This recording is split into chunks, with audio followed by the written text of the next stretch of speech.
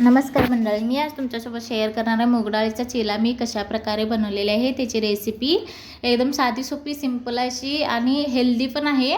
तर मी माझ्या 1.5 वर्षाच्या मुलग्यासाठी मी फर्स्ट टाइमच बनवलेले आहे। तर चला मी रेसिपी शेअर करते। त्यासाठी मी मूग डाळ आदल्या दिवशी रात्री भिजत ठेवलेलं, त्याला सकाळी स्वच्छ धुवून अजून थोडंसं त्याच्यामध्ये पाणी घालून मिक्सरच्या भांड्यामध्ये घालून घेतलेलं आहे। त्यानंतर त्याच्यामध्ये मी 2 पाकळ्या लसूणच्या टाकून घेतलेल्या आहे। त्यानंतर मोहरी नाही, जिरा आणि ओवा घालून घेतलेला आहे आणि चवीनुसार मीठ आणि त्याच्यामध्ये छोटीशी एक मिरची घालून त्याला आता मिक्सरला बारीक करून घेणार आहे। असं मी हे मिक्सरला बारीक करून घेतलेलं आहे आणि आता मी दुसऱ्या भांड्यामध्ये काढून घेतलेलं आहे।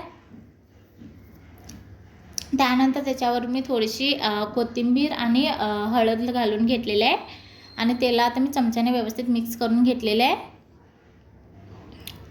आणि आमचा दक्ष बघा इथं उभारलेला आहे, मम्मा मला कधी खायला देते असं त्याला भूक लागलेली आहे। तर चला मी पटकन त्याला गरमागरम बनवून देते। तर त्यासाठी तवा गरम होण्यासाठी मी ठेवलेला, तवा गरम झाल्यावर त्याच्यावर मी तूप लावून घेतलेलं चमच्याने सगळीकडे।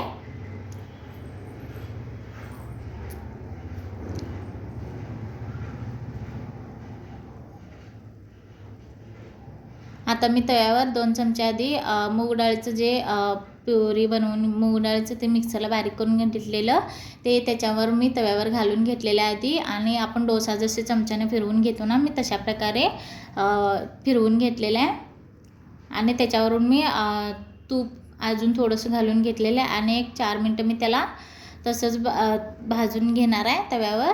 आणि बघा असं मस्तपैकी माझं एका बाजूची साईड भाजून घेतलेलं आहे आणि मी ही रेसिपी फर्स्ट टाइमच बनवलेली आहे। मी पण ह्याच्या आधी कधी बनवलेली नाही, परंतु मला माहीत नव्हते की ही एवढी छान आणि टेस्टी लागते, असं मोठे पण आवडीने खाऊ शकतील अशी रेसिपी आहे। तर दुसरी पण बाजू भाजले का मी चेक केलं तर भाजलेली आहे, अजून थोडंसं कच्चं आहे। मग मी दुसरी बाजू अजून थोडंसं मी भाजून घेणार आहे 2 मिनटं आणि ही माझा चिला तयार झालेला आहे मूग डाळीचा। आणि आता दुसरं पण मी तुमच्यासोबत शेअर करते। तर त्याला आधी तूप लावून घेतलेलं आहे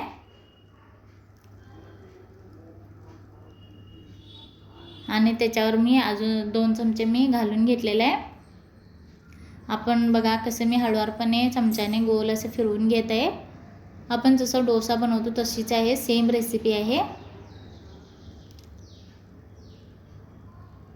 बघा असं। आता त्याला पण मी पहिलं जसं भाजून घेतलेलं आहे मी तशा प्रकारेच भाजून घेणार आहे। आता मी दक्षला आता पटकन मी खायला देणार आहे। बघू शकता दक्ष पण आमचा किती असं आवडीनं खात आहे,